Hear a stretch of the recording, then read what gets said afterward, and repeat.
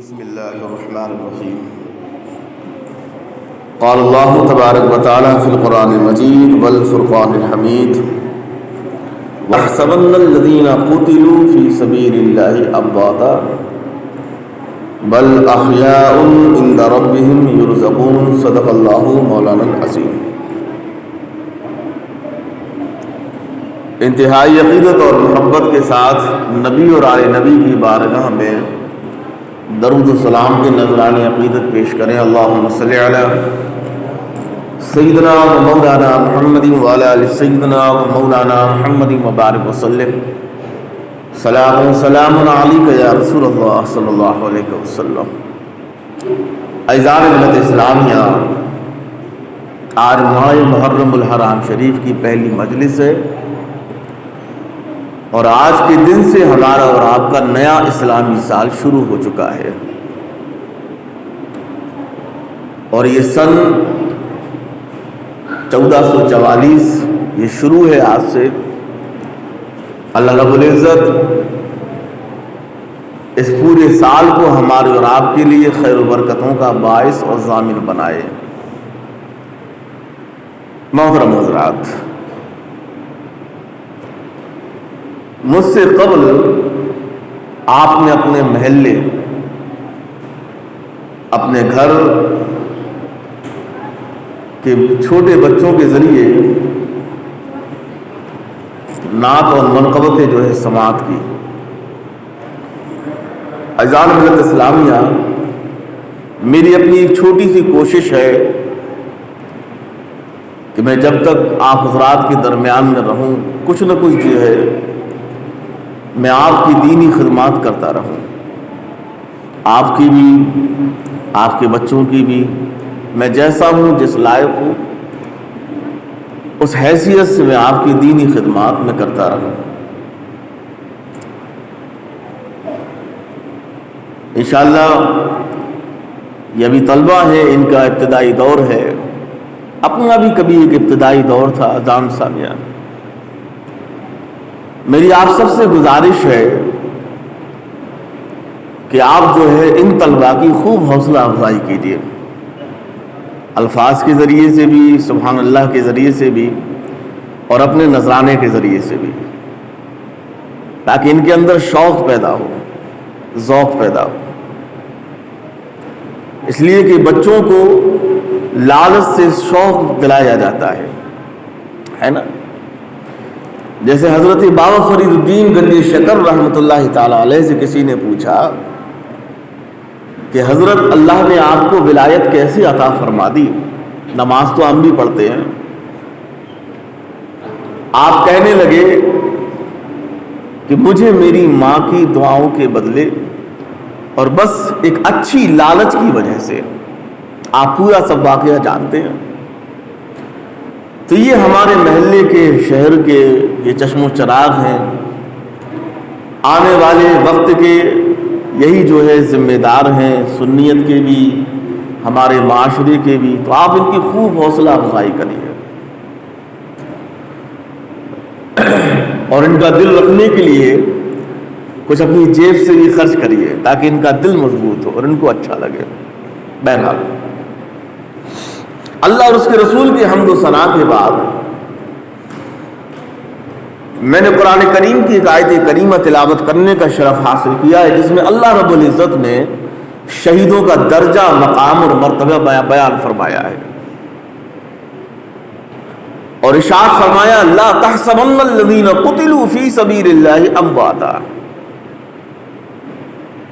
کہ اے لوگوں، وہ خوش نصیب لوگ کہ جو میری راہ میں جان شہادت پی چکے ہیں، میری راہ میں جنہوں نے جانیں لٹائی ہیں، گردنیں کٹائی ہیں. فرمایا انہیں مردہ گمان بھی مت کرنا. بولنا زبان کا کام ہوتا ہے، گمان کرنا دل اور دماغ کا کام ہوتا ہے نا. تو اللہ رب العزت نے وہ لوگ جنہوں نے اللہ کی راہ میں جام شہادت نوش کیا ہے، انہیں مردہ کہنے سے تو درکنار ہے، انہیں سوچنے سے بھی منع فرمایا ہے. بل احیاء عند ربهم یرزقون، بلکہ وہ زندہ ہیں اور اپنے رب کے پاس انہیں جو ہے روزی دی جاتی ہے۔ اور ارشاد فرمایا ایک اور مقام پر بل احیاء ولکن لا تشعرون، کہ شہید زندہ ہوتے ہیں یہ اور بات ہے کہ تم ان کی زندگی کا شعور اور ادراک نہیں کر سکتے۔ عزیزان ملت اسلامیہ، شہادت وہ نعمت عظمیٰ ہے کہ جو دنیا کے بازار میں نہیں ملتی۔ یہ اللہ کا یہ وہ تحفہ ہے کہ جسے انتہائی مضبوط دل رکھنے والا انسان ہی قبول کر سکتا ہے۔ آپ اور عبادتوں کی طرف اگر آپ نظر کریں گے تو کسی عبادت میں وقت خرچ ہوتا ہے، کسی میں پیسہ خرچ ہوتا ہے۔ مثلا اگر آپ کو نماز پڑھنے کا شوق ہو رہا ہو، آپ کا وقت خرچ ہوگا، پیسہ خرچ نہیں ہوگا۔ آپ کو اگر حج کرنا ہے، صدقہ کرنا ہے، زکوٰۃ دینا ہے، آپ کی تھوڑی سی دولت خرچ ہوگی۔ لیکن شہادت یہ وہ نعمت عظمیٰ ہے کہ جس کو پانے کے لیے دنیا کی دولت نہیں بلکہ جان کی قیمت ادا کرنا پڑتی ہے۔ اس لیے اس معیار پر ہر کوئی کھرا نہیں اتر پاتا۔ بہت سارے لوگ ہوتے ہیں جو جوش اور خروش میں آگے بڑھتے ہیں، آگے آتے ہیں، لیکن جب وہ دیکھتے ہیں کہ اب جان پر بند پڑی ہے تو وہ واپس پلٹ جایا کرتے ہیں، کیونکہ جان جان ہوتی ہے۔ عزیزان ملت اسلامیہ، لیکن اللہ جس کو شہادت عطا فرما دے تو شہادت ایک ایسی موت ہے کہ انسان ایک مرتبہ مرتا ہے اور ہمیشہ کے لیے اسے زندہ کر دیا جاتا ہے، لوگوں کے دلوں میں اسے زندہ کر دیا جاتا ہے، لوگوں کے گھروں میں اسے زندہ کر دیا جاتا ہے۔ وہ انسان جسے کل تک کوئی جانتا نہ تھا، رہتی دنیا تک اللہ تبارک و تعالیٰ زبانوں پر اس کے تذکروں کو چھیڑ دیا کرتا ہے۔ غالباً 1934 کا واقعہ ہے، کراچی کا ایک شہر ہے، کسی ملعون نے اللہ کے نبی صلی اللہ علیہ وسلم کی بارگاہ میں گستاخیاں کی۔ جو قانون جاننے والے تھے انہوں نے رپورٹ کی، مقدمہ لڑنے والوں نے مقدمے لڑے، مگر ایک عاشق رسول اٹھا جس کا نام عبد القیوم تھا، اور اس نے پتہ لگایا کہ کون سی تاریخ میں اس گستاخ رسول کا مقدمہ عدالت میں پیش ہونے جا رہا ہے۔ تانگا چلاتا تھا اور اتنا غریب تھا، معمولی اتنا انسان تھا کہ شاید ہی اسے اس کے محلے والے بھی جانتے ہوں۔ مگر عزیزان ملت اسلامیہ، اللہ جس سے چاہے جو چاہے وہ کام لے لے، اپنے دین کے لیے، اپنے مشن کے لیے اللہ جس سے چاہے وہ کام لے لے۔ یہ اللہ کی شان ہے۔ اللہ دین کا کام چاہے، مومن تو مومن ہے، ایک کافر سے بھی لے سکتا ہے۔ جو قرآن آپ پڑھتے ہیں نا، یہ جو اس میں زیر و زبر پیش ہے، یہ حجاج بن یوسف سقفی نے یہ لگوائے تھے، اور اپنے وقت کا وہ بہت بڑا ظالم بادشاہ تھا، انتہائی قتل و غارت گری میں ڈوبا ہوا ایک ایسا شخص تھا جس کی بدنام تاریخ آج بھی جو ہے اپنے آپ پر آنسو بہاتی ہے۔ تو اللہ جس سے چاہے اپنے دین کا کام لے لے۔ اللہ نہ یہ دیکھتا ہے کس کے پاس کتنی دولت ہے، کون کس مرتبے پر منصب پر فائز ہے۔ اللہ تو یہ دیکھتا ہے کہ اس کے دل میں آرزو ہے میرے دین پر اور میرے محبوب کی جاہ و جلال پر قربان ہونے کی۔ چنانچہ غریب عبد القیوم تانگا چلانے والا، جسے کل تک کوئی جانتا نہیں تھا، اس نے اپنے تئیں معلوم کیا کہ اس گستاخ رسول کا مقدمہ کس عدالت میں ہے اور کس تاریخ کو اسے پیش ہونا ہے۔ جس تاریخ کو پیش ہونا تھا یہ بھی جو ہے چپکے سے گیا، عدالت میں بیٹھ گیا، اور جب سنتریوں نے جب پکارا کہ فلاں کو جو ہے لایا جائے، مقدمہ پیش کیا جائے کہ اس نے حضور کی بارگاہ میں گستاخی کی ہے، جب اس گستاخ رسول کو پیش کیا گیا تو اس سے پہلے کہ جج اپنا فیصلہ سناتا، یہ عاشق رسول اٹھا اور فوراً جو ہے گلے میں اس کے خنجر کو پیوست کر دیا. عدالت میں سناٹا چھا گیا, خاموشی طاری ہو گئی.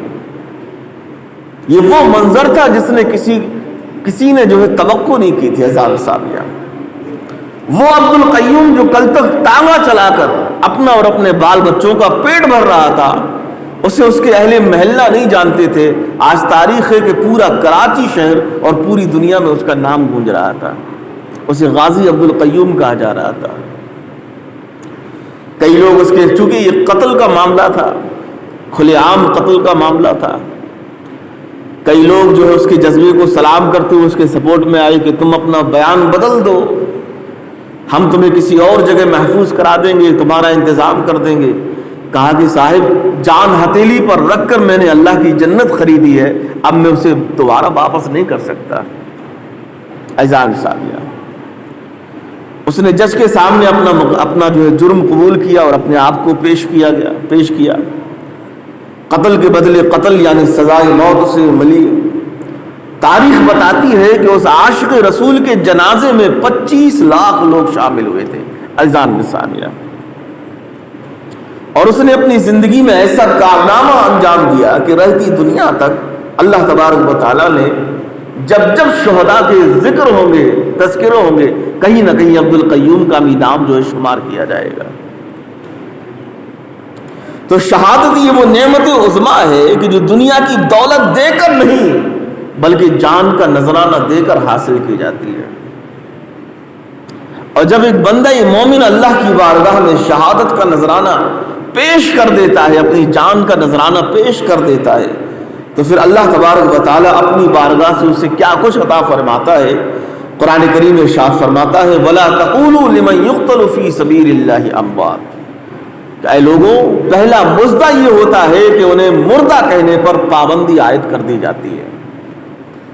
یعنی زبانوں پر یہ لگام لگا دی جاتی ہے کہ وہ لوگ جو اللہ کی خاطر جان دیں ان کو مردہ مت کہو, بلکہ وہ زندہ ہیں اور اپنے رب کے پاس ہیں, اور تمہیں ان کی زندگی کا شعور نہیں ہے. تو دوسرا انعام اللہ کی بارگاہ سے انہیں یہ عطا ہوتا ہے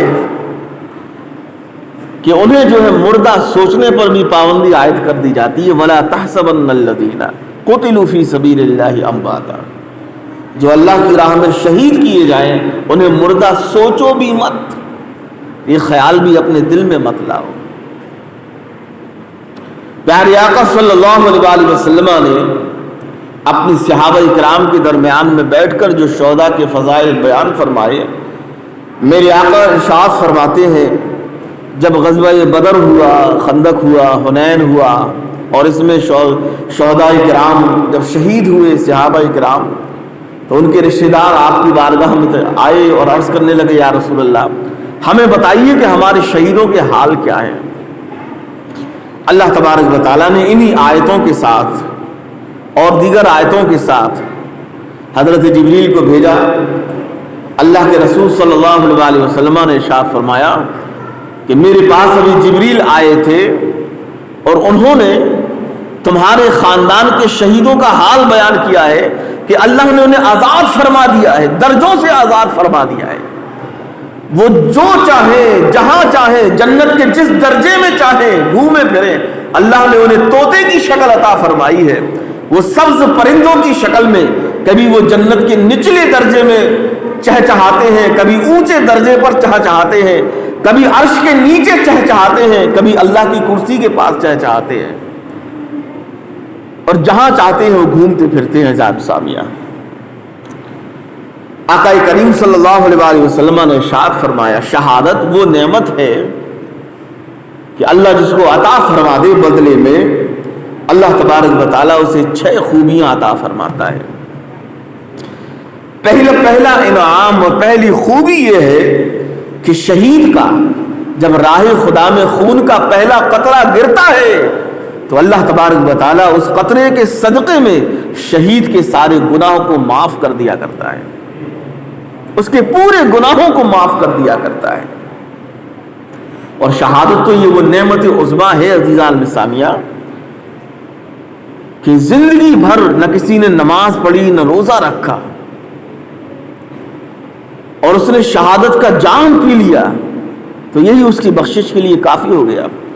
میرے آقا میدان جنگ میں ہے، سامنے دشمنوں میں سے کسی کا دل میرے آقا کی جانب جھک جاتا ہے، وہ حضور کی بارگاہ میں آتا اور کہتا ہے کہ یا رسول اللہ، میں نے اب تک اسلام کا کلمہ نہیں پڑھا، میں نے نماز نہیں پڑھی، میں نے زکوٰۃ نہیں دی، میں نے مسلمانوں کے کعبے کا حج نہیں کیا، میں نے خدا کو خدا مان کر کبھی اس کے نام پر صدقہ و خیرات نہیں نکالا، یا رسول اللہ اب اگر میں یہاں میدان جنگ میں آپ کا کلمہ پڑھ لوں اور شہید ہو جاؤں تو کیا اللہ تعالیٰ مجھے معاف فرما دے گا؟ حضور نے فرمایا معاف فرما دے گا۔ اس نے کلمہ پڑھا، حضور کے ہاتھوں پر بیعت ہوا، اسلام میں داخل ہوا، نہ ایک وقت کی نماز پڑھی، نہ ایک پھیرا اس نے خانہ کعبہ کا طواف کیا تھا، نہ ایک روپیہ خدا کو راضی کرنے کے لیے خرچ کیا تھا، بس حضور کے ہاتھوں پر ایمان لایا اور حضور کے قدموں میں جان دیتی شہادت کا جام پی لیا۔ حضور نے فرمایا آسمانوں پر اس کا جو ہے ملائکہ جشن منا رہے ہیں۔ عزیزان کے سامنے تو اللہ کے رسول صلی اللہ علیہ وسلم نے ارشاد فرمایا کہ شہادت یہ وہ نعمت عظمیٰ ہے کہ جس کے ضمن میں اللہ تعالیٰ شہیدوں کو 6 خوبیاں عطا فرماتا ہے، اور پہلا انعام یہ ہے کہ اللہ تبارک و تعالیٰ شہید کا جب پہلا قطرہ خون کا زمین پر گرتا ہے تو اللہ تعالیٰ اس قطرے کے صدقے میں شہید کی مغفرت فرما دیا کرتا ہے۔ عزیزان ملت اسلامیہ، اور دوسرا انعام اللہ کی بارگاہ سے اسے یہ عطا کیا جاتا ہے کہ اللہ تعالیٰ اپنی راہ میں جان دینے والوں کو عذاب قبر سے محفوظ فرما دیا کرتا ہے۔ ان کی قبر کو ایسے سجا دیا جاتا ہے جیسے دلہنوں کے کمروں کو سجایا جاتا ہے۔ ذات ثانیہ حد نگاہ تک، جہاں تک نگاہ پہنچ رہی ہو وہاں تک شہیدوں کی قبر کو وسیع و عریض کر دیا جاتا ہے۔ اللہ فرماتا ہے یہ وہ بندہ ہے کہ جس نے اپنی جان میرے نذرانے میں دے دی ہے اور جان دے کر میری رضا کو حاصل کیا ہے۔ فرمایا اسے اتنا آرام دو کہ زمین پر رہ کر بھی اسے جنت کا سکون اور آرام میسر ہو۔ سامیہ تو دوسرا انعام جو اللہ کی بارگاہ سے اسے میسر ہوتا ہے وہ یہ کہ اسے عذاب قبر سے محفوظ کر دیا جاتا ہے، اور تیسرا انعام یہ اللہ کی بارگاہ سے ملتا ہے کہ شہید کے دل سے جہنم کا، آخرت کا، قیامت کے حساب و کتاب کا اللہ تعالیٰ ہر خوف نکال دیا کرتا ہے، ہر خوف نکال دیا کرتا ہے۔ شہید قبر میں رہتا ہے، جنت کی خوشبوئیں آتی ہیں، ہوائیں آتی ہیں، اس کے لیے جوڑے آتے ہیں۔ عزیزان ملت اسلامیہ، اور وہ صبح و شام جنت میں اپنے مقام کو وہ نہارتا رہتا ہے اور دیکھتا رہتا ہے۔ چوتھا انعام جو اللہ تبارک و تعالی اسے عطا فرماتا ہے وہ یہ عطا فرماتا ہے کہ قیامت کے دن اللہ رب العزت ہر شہید کو ایسا تاج عطا فرمائے گا جس پر ایسا نگینہ جڑا ہوگا کہ جس کی قیمت پوری دنیا بیچ کر بھی نہیں چکائی جا سکتی۔ عزیزان سامیہ، اور لوگ پوچھیں گے یہ کون لوگ ہیں تو اللہ فرمائے گا یہ وہ لوگ ہیں جنہوں نے میری خاطر اپنا خون بہایا اور میری بارگاہ میں اپنے جانوں کے نذرانے پیش کیے۔ عزیزان سامیہ، اور جب شہیدوں کا جب داخلہ جنت میں ہوگا حضور فرماتے ہیں کہ جنتی حوروں سے اللہ تبارک و تعالیٰ ان کا نکاح فرمائے گا، نکاح فرمائے گا۔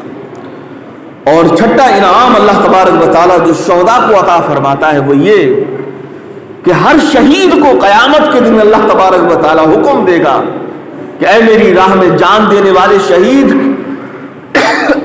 کھڑے ہو جاؤ، اور اللہ فرمائے گا میں تمہیں حکم دیتا ہوں، اجازت دیتا ہوں اپنے دوستوں میں سے، اپنے رشتہ داروں میں سے، اپنے عزیز و اقارب میں سے جس کو چاہو، فرمایا کہ 70 لوگوں تک کی تمہیں اجازت ہے کہ ان کا ہاتھ پکڑ کر اپنی سفارش سے جنت میں لے جاؤ۔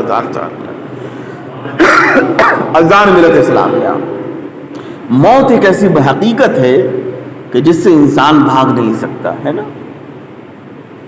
اگر اللہ نے زندگی دی ہے تو انسان بڑے سے بڑے حادثے سے بچ کر آ سکتا ہے۔ بہت سارے حادثے ہوتے ہیں کہ بڑے بڑے جو ہے پلین کریش ہو جاتے ہیں،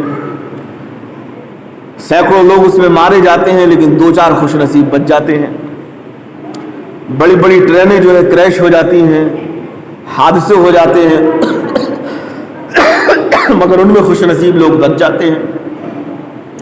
तो अगर अल्लाह ने जिंदगी अता की है तो बड़े बड़े हादसे के बाद भी इंसान बच जाता है। लेकिन अगर इंसान की मौत आई है तो इंसान कितना ही बच जाए, छुप जाए,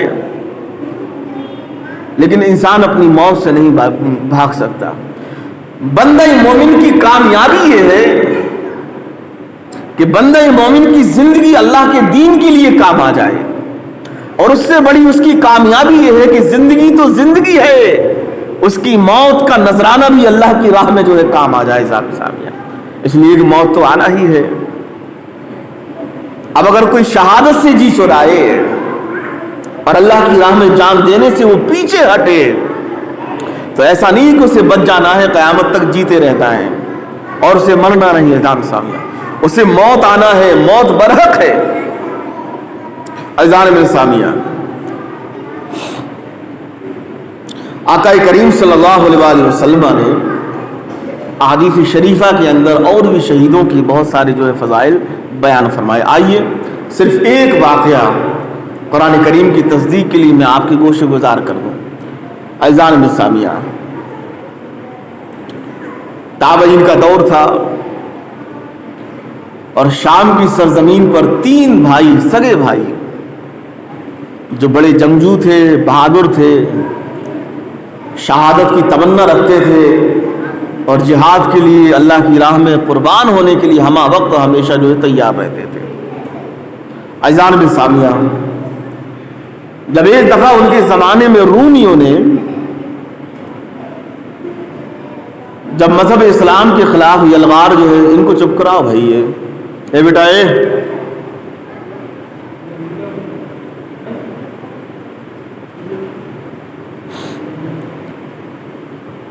यलगार बोल दिए, अल्लाह की राह में जो है जिहाद करने के लिए पहुंच गए। हुआ ये कि ये तीनों भाई गिरफ्तार कर लिए गए। रूमी चूंकि ईसाई थे, ईसाई मजहब से ताल्लुक़ रखने वाले थे, इनको बादशाह के सामने पेश कर दिया गया।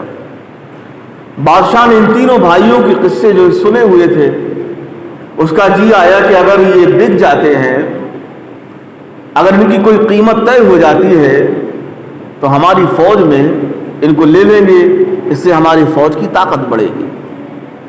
अज़ान मिलत इस्लामिया, उसने बहुत बड़ी पेशकश की तीनों भाइयों के सामने।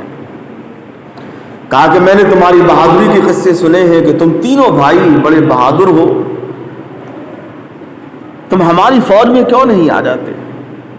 हमारे यहाँ आ जाओ, ईसाई मजहब इख्तियार कर लो, हम तुम्हें सल्तनत के बड़े बड़े ओहदे भी देंगे, अपने यहाँ बड़े ओहदे रखने वाली औरतों से तुम्हारे निकाह भी करा देंगे, बड़े आलीशान तुम्हें हम जो है महल भी अता कर देंगे, यानी जिंदगी हम तुम्हारी जन्नत बना देंगे।